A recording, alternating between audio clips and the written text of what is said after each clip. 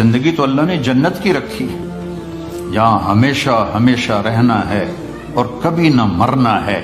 پہلا اعلان ہوگا زندہ رہو موت ختم، دوسرا اعلان جوان رہو بڑھاپا ختم، تیسرا اعلان صحت مند رہو بیماری ختم، چوتھا اعلان مزے میں رہو مصیبتیں ختم۔ اللہ تعالیٰ اپنے نور میں سے نور ڈالے گا ان عورتوں پر اور آپ کے چہروں پر، جس سے ہر مرد عورت کا حسن ہمیشہ کے لیے بڑھتا رہے گا، بڑھتا رہے گا، بڑھتا رہے گا۔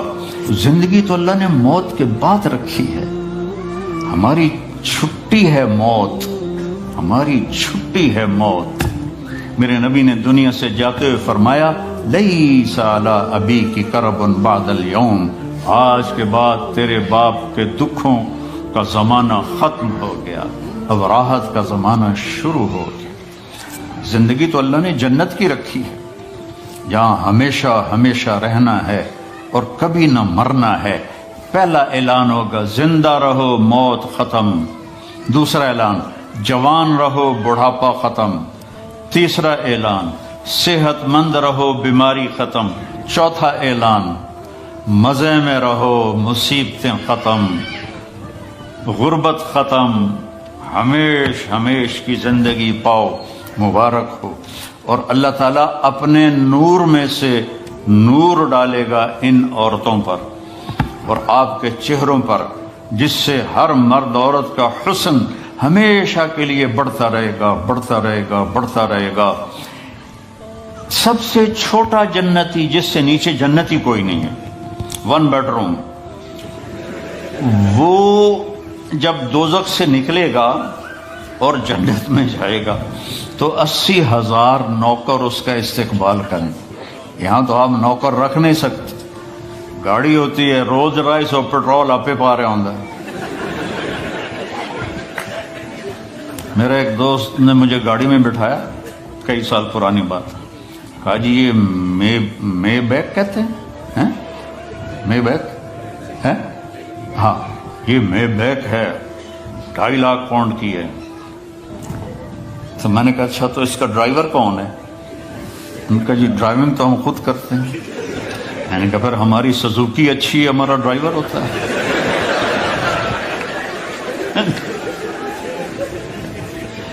80,000 نوکر ہوں گے اور وہ کہیں گے ہمارے آقا اب کدھر رہ گئے تھے، ہم تو انتظار کرتے کرتے تھک گئے۔ وہ کہے گا شکر کرو میں آ گیا، جو بڑے لتر کھاتے نے میں 2 دفعے ٹھا ہوندی رہی ہے۔ تو وہ پھر اس کو کھانا کھلائیں گے، پانی پلائیں گے، مزہ کرائیں گے، پھر کہیں گے اب آپ اپنے گھر والوں سے مل لیں۔ تو نوکر غائب ہو جائیں گے، سامنے سے پردہ ہٹے گا تو اس کی جنت کی بیوی بیٹھی ہوگی ایسے کر، تو اس کو جب دیکھے گا ایسے ہوگا، اور پھر یہ اس طرح نہ یوں دیکھے گا نہ یوں دیکھے گا نہ آنکھ جھپکے گا، ویندے ویندے 40 سال گزر جائیں گے۔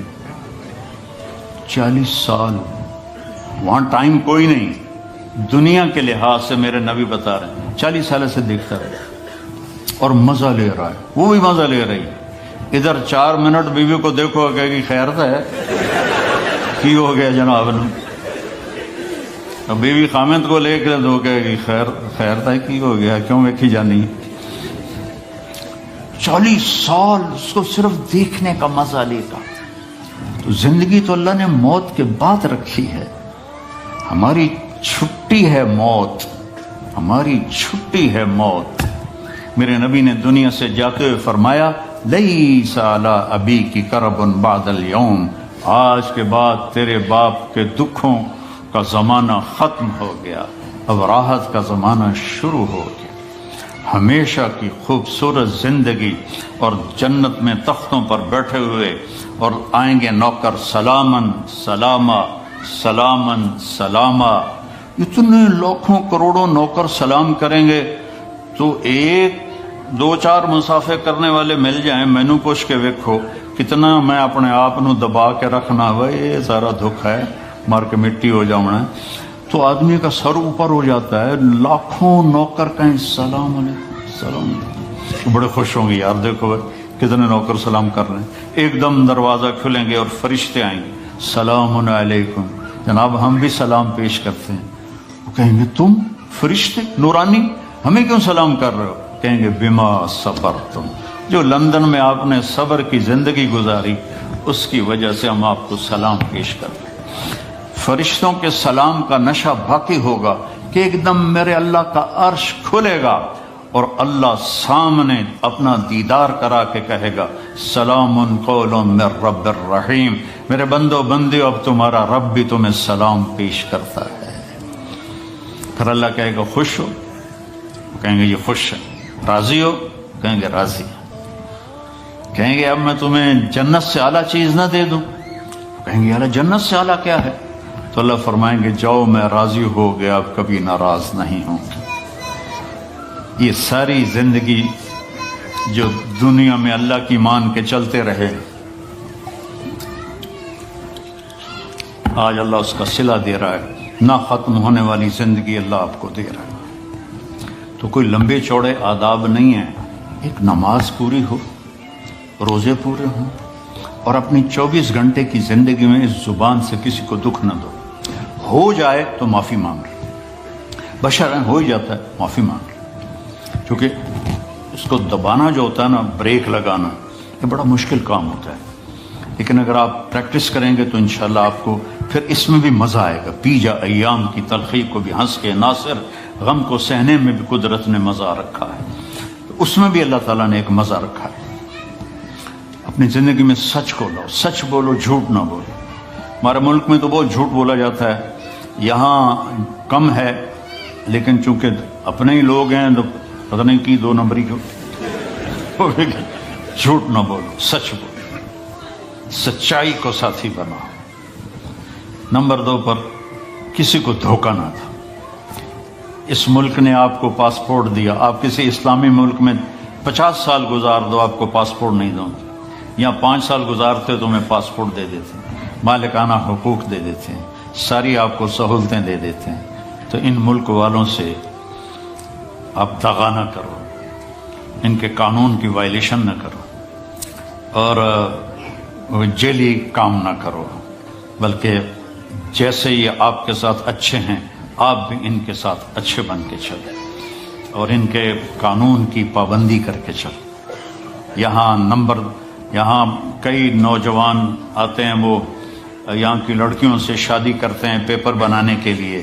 یہ کام بھی نہ کرنا، یہ دھوکہ ہے، بہت بڑا دھوکہ ہے. پیپر بنتے ہیں تو پھر چھوڑ کے غائب ہو جاتے ہیں. دلی میں ایک جیب کترا تھا، پک پاکٹ، اس کے چیلے تھے. تو ایک دن اس کا چیلا 2 روپے لے کر آیا، انہوں نے اس کو تھپڑ مارا. یہ بات ہے انگریزوں کے دور کی.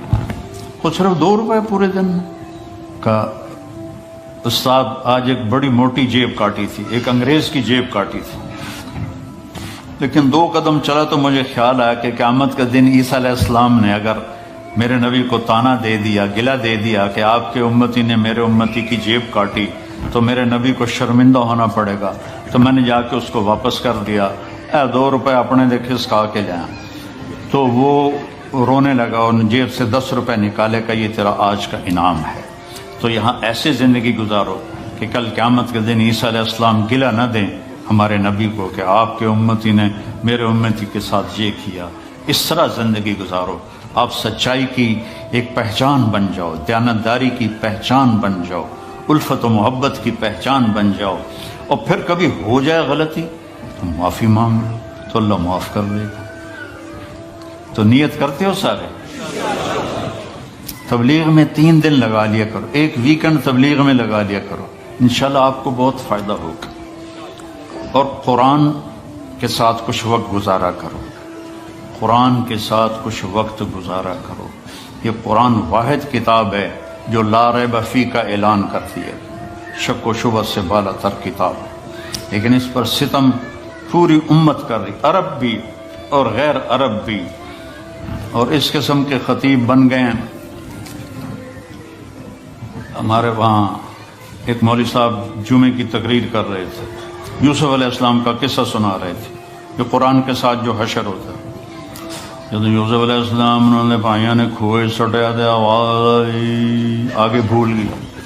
آگے بھول گیا لَتُنَبِّئَنَّهُمْ بِأَمْرِهِمْ هَذَا، تو اس نے آواز آئی،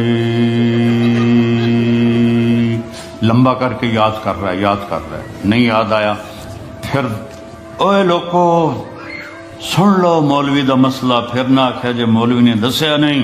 یوسف علیہ السلام انہوں نے پائیاں نے کھوئی سڑیا دے آواز آئی، پھر بھول گیا تو کہتا ہے آواز آئی، پھر بھول گیا، اسے کہ ہوں تو کوئی نہ کوئی بولنا پڑے گا، نہیں تو لتر پمن کے اے لوگو مسئلہ سن لو، پھر نہ آکھے جے مولوی نے مسئلہ نہیں دسیا۔ جب یوسف علیہ السلام انہوں نے پائیاں نے کھوئی سڑیا دے آواز آئی، کڑوں